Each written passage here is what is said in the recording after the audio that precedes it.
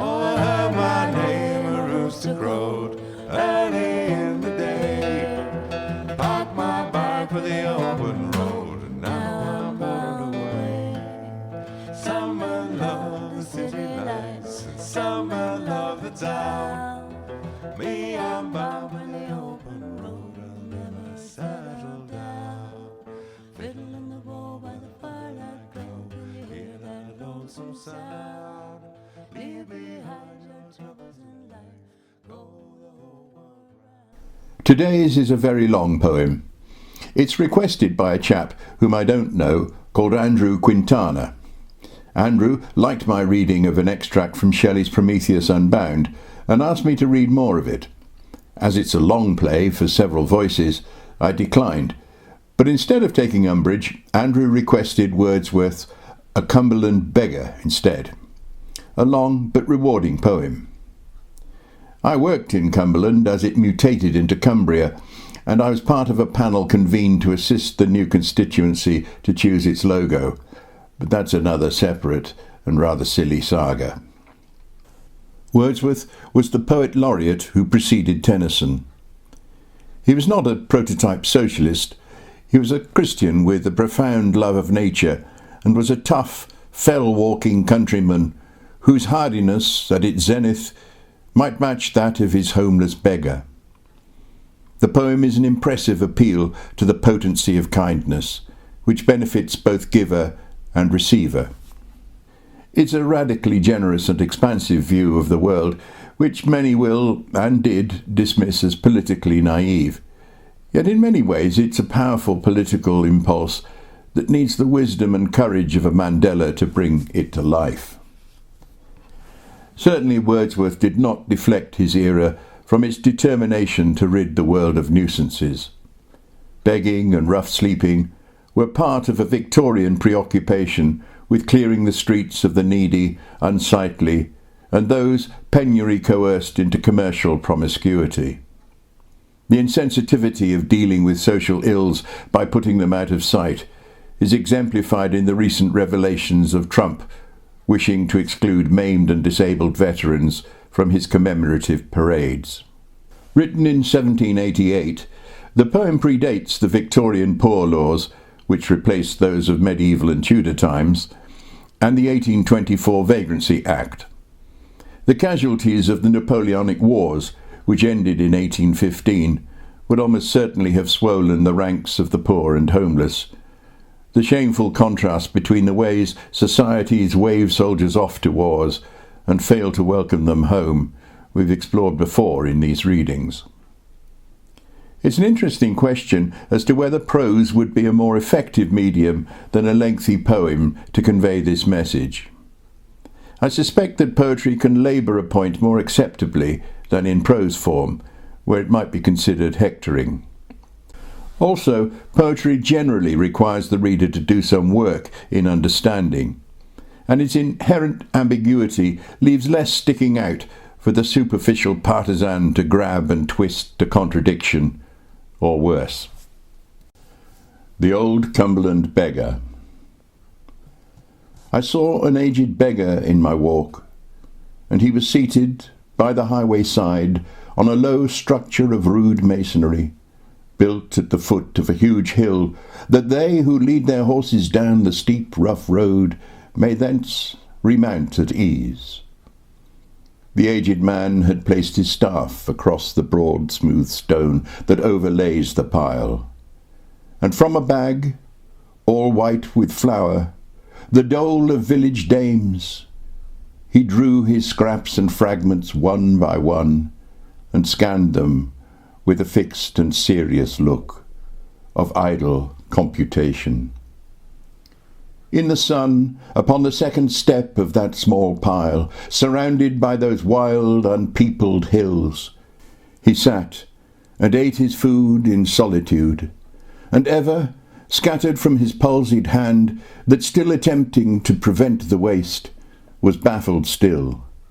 The crumbs in little showers fell on the ground, and the small mountain birds, not venturing yet to peck their destined meal, approached within the length of half his staff.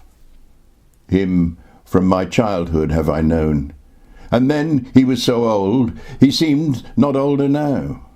He travels on, a solitary man, so helpless in appearance, that from him the sauntering horseman throws, not with a slack and careless hand, his arms upon the ground, but stops, that he may safely lodge the coin within the old man's hat, nor quits him so, but still, when he has given his horse the rein, watches the aged beggar with a look sidelong and half reverted.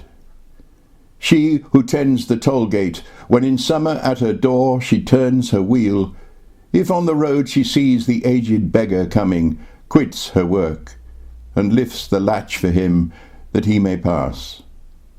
The postboy, when his rattling wheels o'ertake the aged beggar in the woody lane, shouts to him from behind, and if, thus warned, the old man does not change his course, the boy turns with less noisy wheels to the roadside, and passes gently by, without a curse upon his lips, or anger in his heart. He travels on, a solitary man. His age has no companion. On the ground his eyes are turned, and as he moves along, they move along the ground, and evermore. Instead of common and habitual sight of fields, with rural works of hill and dale, and the blue sky, one little span of earth is all his prospect. Thus, from day to day, bow bent, his eyes forever on the ground, he plies his weary journey, seeing still and seldom knowing that he sees some straw, some scattered leaf, or marks which, in one track, the nails of cart or chariot wheel have left, impressed on the white road. In the same line, at distance, still the same. Poor traveller. His staff trails with him. Scarcely do his feet disturb the summer dust. He is so still in look and motion that the cottage curs, ere he has passed the door, will turn away, weary of barking at him. Boys and girls, the vacant and the busy, maids and youths, and urchins newly breeched, all pass him by. Him even the slow-paced wagon leaves behind. But deem not this man useless, statesman, ye who are so restless in your wisdom, ye who have a broom still ready in your hands to rid the world of nuisances. Ye proud, heart-swollen, while in your pride ye contemplate your talents, power, or wisdom, deem him not a burden of the earth. 'Tis nature's law that none, the meanest of created things, of forms created the most vile and brute, the dullest or most noxious, should exist divorced from good, a spirit and pulse of good, a life and soul, to every mode of being inseparably linked.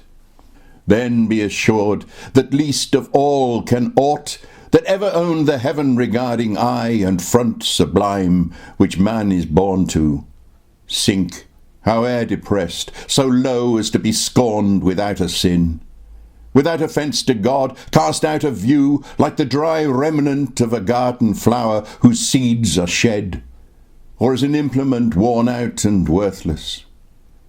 While from door to door this old man creeps, the villagers in him behold a record which together binds past deeds and offices of charity, else unremembered, and so keeps alive the kindly mood in hearts which lapse of years and that half-wisdom, half-experience gives, makes slow to feel, and by sure steps resign to selfishness and cold oblivious cares, among the farms and solitary huts, hamlets and thinly scattered villages, where'er the aged beggar takes his rounds.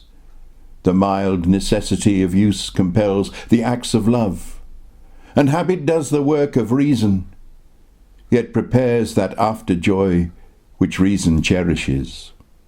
And thus the soul, by that sweet taste of pleasure unpursued, doth find herself insensibly disposed to virtue and true goodness.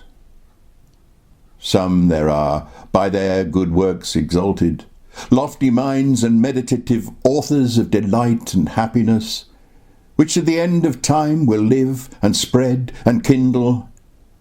Even such minds in childhood from this solitary being, or from like wanderer, haply have received a thing more precious far than all that books or the solicitudes of love can do. That first mild touch of sympathy and thought, in which they found their kindred with a world where want and sorrow were. The easy man who sits at his own door, and like the pear that overhangs his head from the green wall, feeds in the sunshine.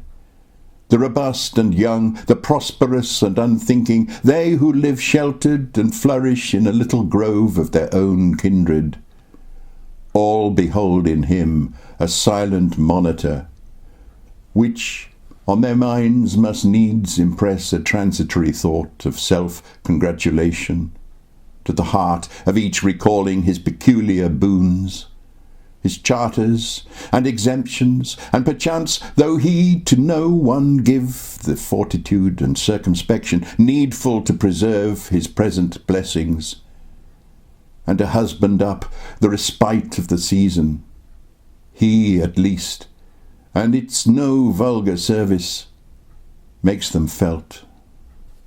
Yet further, many I believe there are who live a life of virtuous decency, men who can hear the Decalogue and feel no self-reproach, who of the moral law established in the land where they abide are strict observers, and not negligent in acts of love to those with whom they dwell, their kindred, and the children of their blood.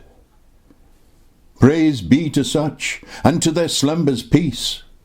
But of the poor man ask, the abject poor, go and demand of him if there be here in this cold abstinence from evil deeds and these inevitable charities, wherewith to satisfy the human soul. No, man is dear to man. The poorest poor long for some moments in a weary life when they can know and feel that they have been themselves the fathers and the dealers out of some small blessings, have been kind to such as needed kindness, for this single cause that we have all of us one human heart. Such pleasure is to one kind being known, my neighbour, when with punctual care each week, duly as Friday comes, though pressed herself by her own wants, she from her store of meal takes one unsparing handful for the scrip of this old mendicant, and from her door, returning with exhilarated heart, sits by her fire and builds her hope in heaven. Then let him pass, a blessing on his head, and while in that vast solitude to which the tide of things has borne him, he appears to breathe and live but for himself alone, unblamed, uninjured, let him bear about the good which the benignant law of heaven has hung around him, and while life is his, still let him prompt the unlettered villagers to tender offices and pensive thoughts. Then let him pass, a blessing on his head. And, long as he can wander, let him breathe the freshness of the valleys. Let his blood struggle with frosty air and winter snows, and let the chartered wind that sweeps the heath beat his grey locks against his withered face. Reverence the hope whose vital anxiousness gives the last human interest to his heart. May never house, misnamed of industry, make him a captive. For that pent-up din, those life-consuming sounds that clog the air, be his, the natural silence of old age.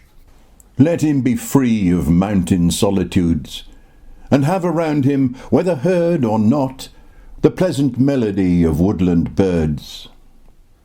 Few are his pleasures. If his eyes have now been doomed so long to settle upon earth, that not without some effort they behold the countenance of the horizontal sun, rising or setting, let the light at least find a free entrance to their languid orbs, and let him, where and when he will, sit down beneath the trees or on a grassy bank of highway side, and with the little birds share his chance-gathered meal. And finally, as in the eye of nature he has lived, so in the eye of nature let him die.